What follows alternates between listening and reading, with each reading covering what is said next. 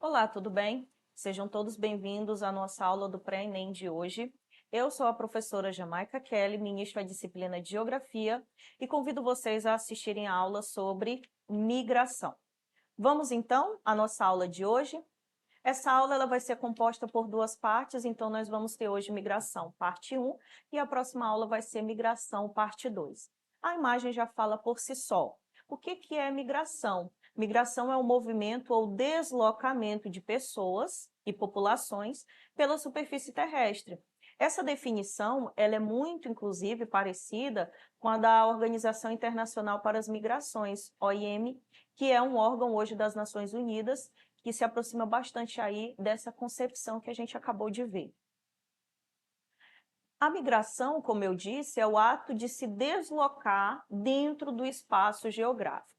Logo, ela pode ser temporária ou permanente e envolver aí uma série de fatores, por exemplo, econômicos, sociais, culturais e até naturais. A imagem, ela mostra um grupo de pessoas justamente fazendo esse processo aí de migração. Então, aqui eu dividi, então, as duas formas, os dois tipos de migração que eu quero que vocês acompanhem aí comigo.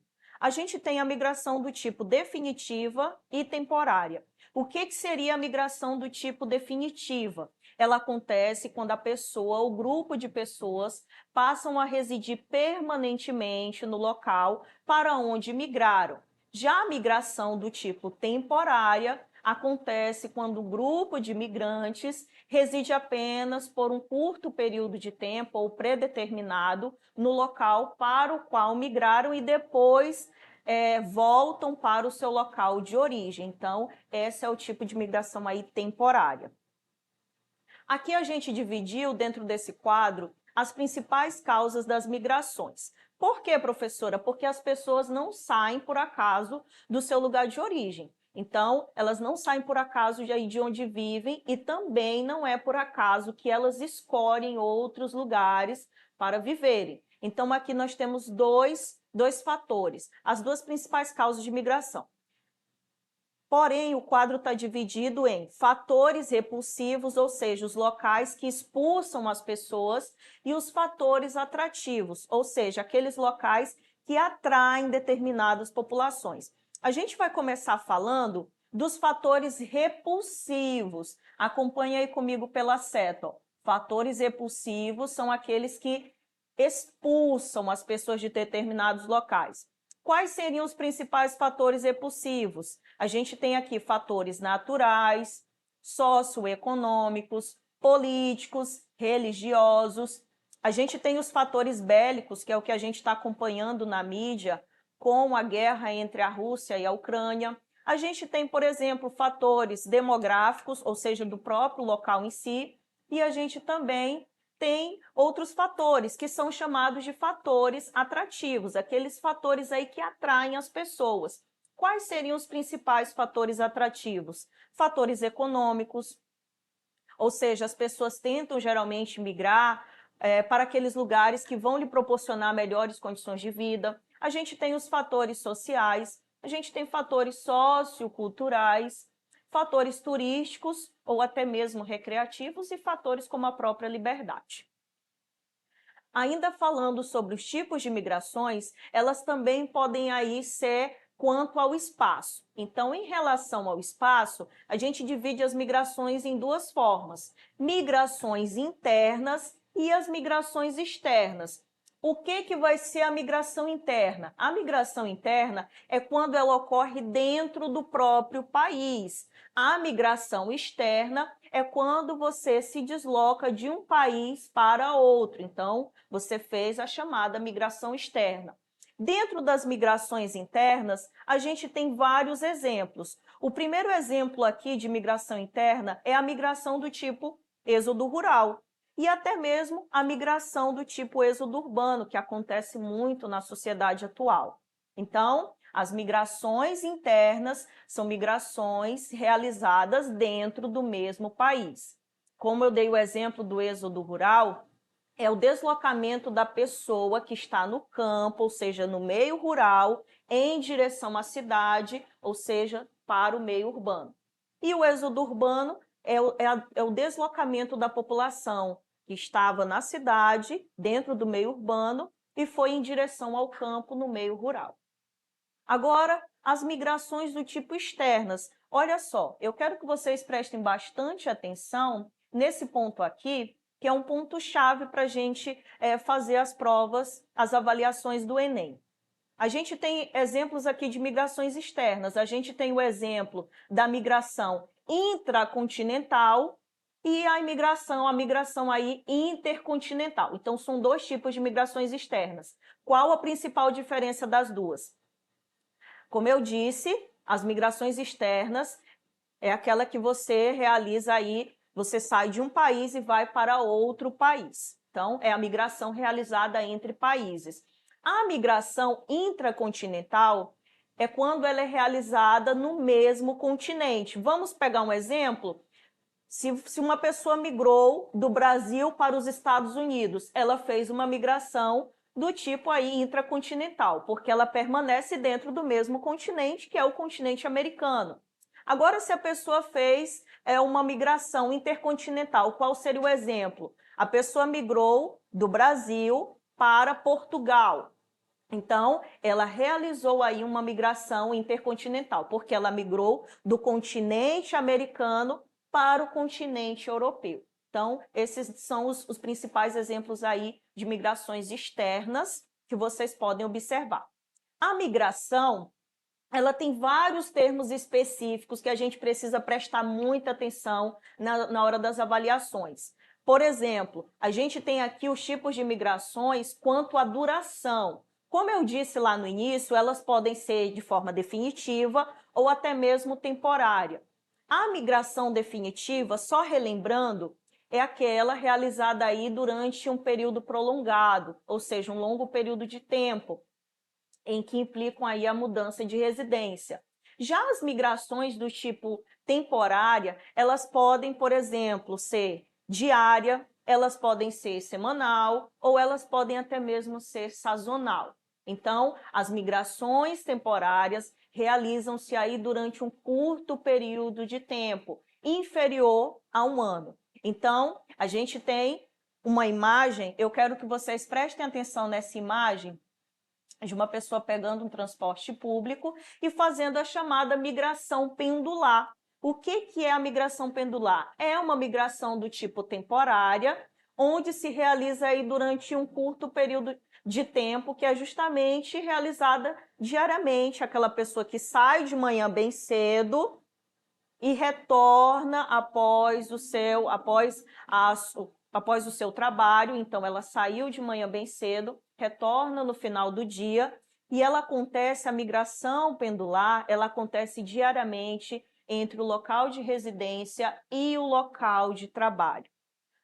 Aí a gente tem o exemplo de migrações semanais, que são aquelas realizadas aí no início da semana, com regresso no final de semana, e as migrações sazonais, que tem aqui o exemplo da imagem logo abaixo, que são realizadas sempre aí durante a mesma época do ano. É o exemplo das férias e até mesmo de colheitas. Então, como eu disse, essas são as migrações do tipo temporárias. Bom, vamos falar então agora sobre a migração interregional. E a migração pendular, a gente vai focar um pouco melhor nela.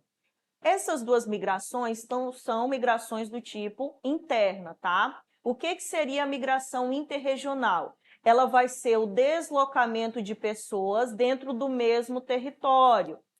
Então, motivo aí, buscar melhores condições de vida, de saúde, estudos, trabalhos, oportunidades, entre outros. Só que a migração interregional, ela tem uma característica, é quando a pessoa migra de uma região para outra. Então, ela vai fazer a migração do tipo interregional.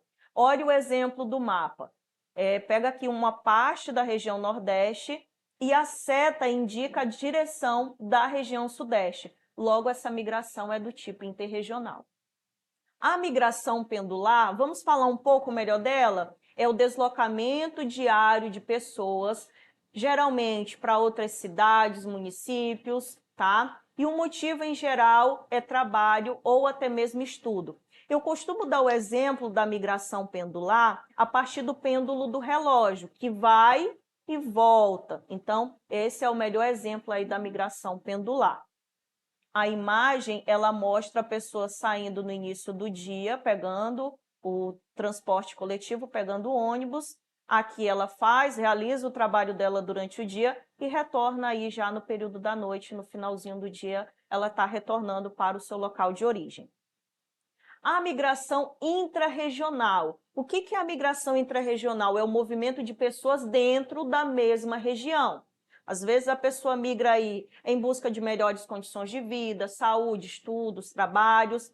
Só que essa migração vai ocorrer dentro da mesma região. Então aqui a gente tem a região Nordeste e a gente tem esse fluxo de pessoas migrando aí, geralmente, de um estado para o outro, justamente nesses pontinhos que vocês vão observar. Então, aqui a gente tem o exemplo da migração interregional, quando a pessoa migra dentro de uma mesma região. Vamos pegar um exemplo prático? Uma pessoa migrou do estado do Acre para o estado de Rondônia. Ela permanece ali dentro da mesma região que a região norte, logo ela fez a migração do tipo intrarregional. Aqui nós temos o exemplo da migração internacional. O que é a migração internacional? É a chamada migração externa, marcada pela entrada de pessoas de outras nacionalidades a determinado país. Então, motivo, às vezes, os mais variados possíveis: saúde, estudo, trabalho, oportunidade de emprego, entre outros. E até mesmo exemplos como crises, crises econômicas, catástrofes naturais e outros.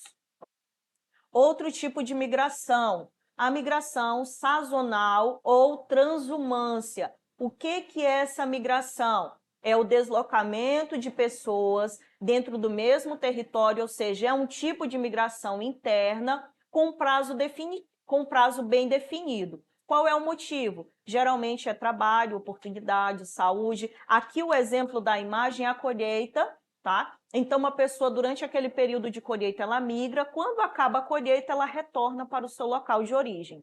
E a gente tem o chamado êxodo rural. O êxodo rural constitui-se no deslocamento de pessoas do campo para a cidade. O êxodo rural, como vocês vão observar aqui nessas imagens, é a migração em massa, que levou aí, no Brasil, muitas pessoas a saírem do campo em direção às cidades. Esse fenômeno, a gente precisa falar dele, porque ele ocorreu principalmente aí entre as décadas de 50 até a década de 70, e foi nesse período que a nação começou a se industrializar. Então, as pessoas iam para as cidades buscando principalmente aí alternativas, tá? E oportunidades de trabalho e melhorar de vida. Dessa forma, as cidades passaram a ser o grande atrativo populacional. Lembra dos fatores que atraem as pessoas? Então, a industrialização no Brasil foi uma atividade que atraiu milhares de pessoas que saíram do campo e foram para as cidades. A gente pode descrever aqui algumas causas do êxodo rural. Por que as pessoas estavam saindo do campo, professora? A gente tem a mecanização, desastres naturais, como a própria seca, baixa remuneração no campo, falta de infraestrutura, falta aí da qualidade de ensino. Então, essas foram as causas do êxodo rural aqui no Brasil. Quais seriam as consequências desse êxodo rural? A gente pode aí citar várias. A gente tem o processo de favelização, o aumento do desemprego, o aumento do subemprego, que é aquele emprego que não se tem o registro, não se tem a chamada carteira assinada, a perda de mão de obra no campo e o processo também de marginalização. Então, essas foram aí algumas das consequências do êxodo rural que a gente observa até os dias de hoje. Bem, essas são as nossas referências que vocês podem estar acompanhando. Lembrando que essa aula, ela vai ter parte 1, que foi a aula que a gente viu hoje, e ela também vai ter a parte 2. Para maiores informações e para rever essa e as outras aulas, vocês podem estar acessando as nossas plataformas e eu espero vocês na nossa próxima aula. Até mais!